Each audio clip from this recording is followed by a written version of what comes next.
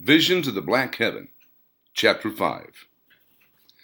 Rays of the Saturday morning sunshine shone into the bedroom window, illuminating the richness of the private sanctuary that had been his domain for many years.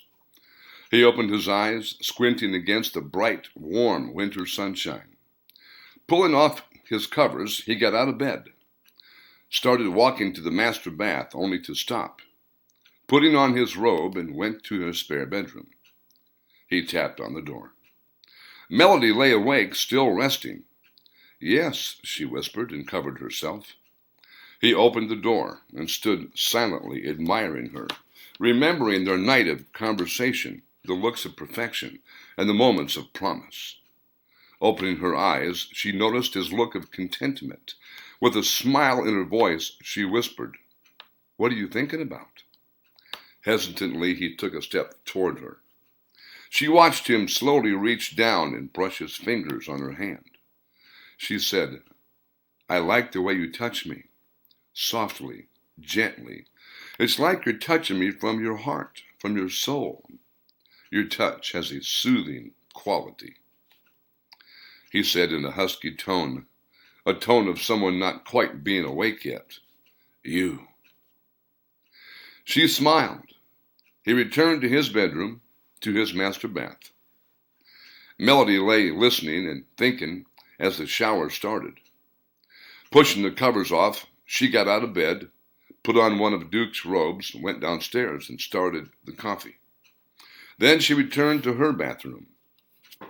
After they were dressed, they went downstairs. The coffee was ready. He got 2 cups, pouring the coffee for both of them. "How do you like your coffee?" "Black is fine." Melody read some of the magazines on his kitchen table. Gems Today, Geomorphology, Mineral Hunting, Cave Exploring, Penning for Gold. She whispered, "You have some interesting hobbies here." He served her coffee, then sat down, looking at her and smiling. "Yeah," he said, "but there's a reason behind those magazines.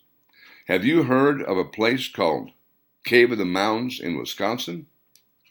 She thought for a second and said, "No, never heard of it." "Well, the story goes like this. In central Wisconsin in 1939, some limestone miners were cutting and blasting at the foot of a hill when they blasted into a cave.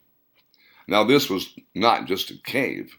This was a large group of caverns about 30 feet high, about 30 feet wide, and had hundreds of smaller caverns and caves attached to it. Inside the caverns and caves, there were a whole variety of precious gems, stalactites and stalagmites, thought to have been thousands of years old. These were everywhere. Many people heard about the find and came to find the cave and took souvenirs. So the government closed the cave to the public until 1940, when it was made into a national landmark. "Okay," she said in a puzzling way. Duke continued, "My grandfather was a very well-read man. He knew of many things. Grandpa was not a talkative man. He spent most of his time studying nature, reading, learning about things. Because of this, he kept mostly to himself. Well, one day, after reading about the earthquakes on the Madrid Fault in 1811 and 1812, Grandpa was walking and found a small mountain in southwest Indiana. Now, this small mountain looked different than the other hills. This mountain looked as if it had a crack in it. It looked as if it had shifted or moved or was broken. Grandpa knew if the mountain had moved that way, then the mountain was probably hollow and had a cave inside. One day, Grandpa told me that he found a small clump of trees and thick underbrush at the base of the mountain. After he dug around a little, he found the cave entrance hidden by the underbrush. The opening was only about a foot high and 2 feet wide. It looked as if someone had planted the foliage there to hide the opening. Grandpa said he used a makeshift torch when inside the cave. He found a large cavern with a natural stream. flowing out of one wall, across the metal, and into the other side of the wall. But the water never went outside the cave. There was an oversized basin, what seemed to be the bottom of a large waterfall. In the middle of the cavern was a circle of rocks and ash of a campfire. The cavern had 2 rooms, one very large and one rather small. But what was more interesting was what he found in the cave. He found a treasure trove of ancient artifacts left by previous explorers. Grandpa found 12 interesting gold circular artifacts, 12 other circular artifacts coated in some kind of cloth or fiber. He also found antique helmets, swords, knives, shields, spearheads, leather scrolls that had some very unique writing, which we could never read, and 5 strange-looking pieces of metal that seemed to fit together, along with things he had no idea what they were. As for the circular gold pieces, he had no idea where they came from or what they were used for. Grandpa told me that in 1897, he bought 250 acres of land on top of that mountain surrounding the cave. Everyone wanted to know where he got the money to buy all that land. He was only a young man, but he never said anything. I don't know how much time Grandpa spent studying those scrolls, but he spent a lot of time learning and always seemed to know about everything. I don't know how much time Grandpa spent studying those scrolls, but he spent a lot of time learning and always seemed to know about things that I never even thought about. Grandpa was a mountain man. He grew up learning how to live in harmony with nature. He knew how to track, hunt, and live in the hills. He understood people and their motives better than anyone I've ever known. Grandpa took some of the artifacts to Chicago and sold them. When he left Chicago, many men tried to follow him to find out where he found the gold artifacts.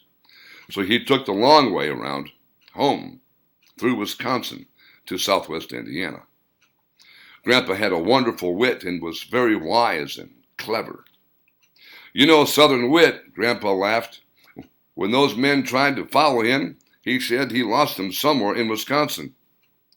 When Grandpa returned, he built a home out of stone in front of the cave entrance so no one could get inside.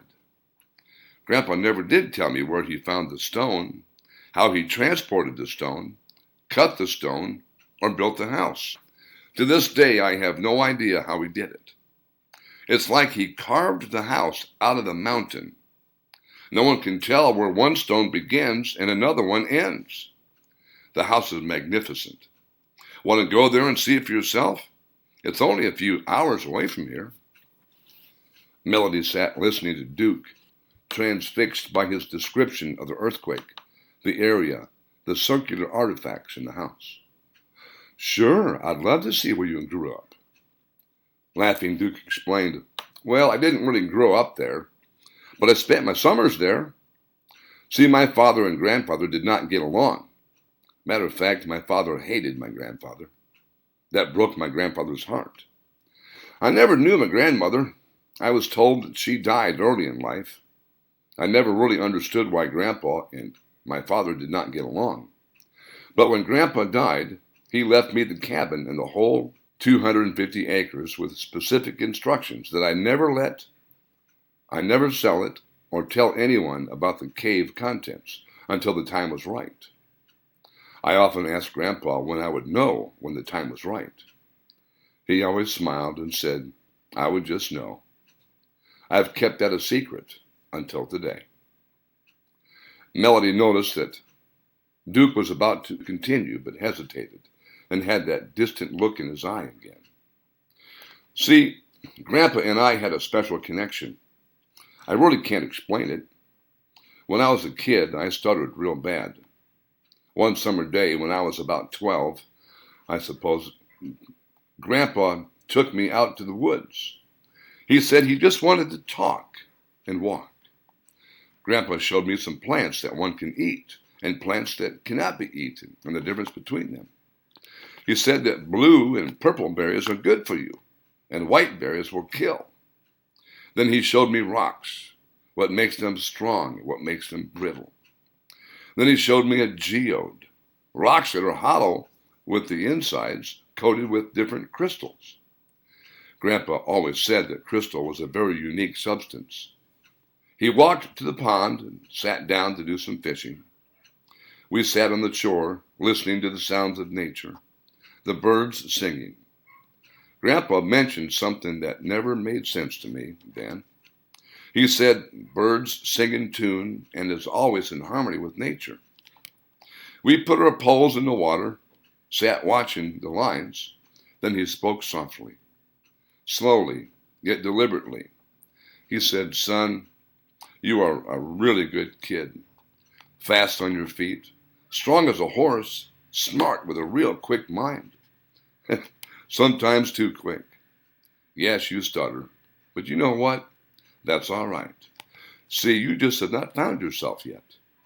You've not found your place in life, and that's all right. You are young. When you do find your place, you'll do wonderful things. You're like your grandpa. You are a very deep thinker. You see things different than other kids, and that's a good thing. Never lose that softness, that gentleness, that kindness, because only through kindness can one be really strong." Melody watched his eyes lose focus as he spoke. It was like he was in a different place in time. Grandpa had steely blue eyes, eyes that scared a lot of people, so he rarely looked people in the eye when he talked. But this day he looked me straight in the eye, like he was looking directly into my soul, and he said, "Son, patience brings purity. Decisions bring direction. Safety brings success. Prudence brings prosperity." It was not until years later that I really understood what Grandpa meant. I never forgot those words of Grandpa's wisdom. Melody sat listening to him recite those words from his heart. She saw a tear well up in his eye as the words rolled off of his tongue, as if he had recited them 1,000 times before. She admired a man who had that softness and strength. It was a hard combination to find.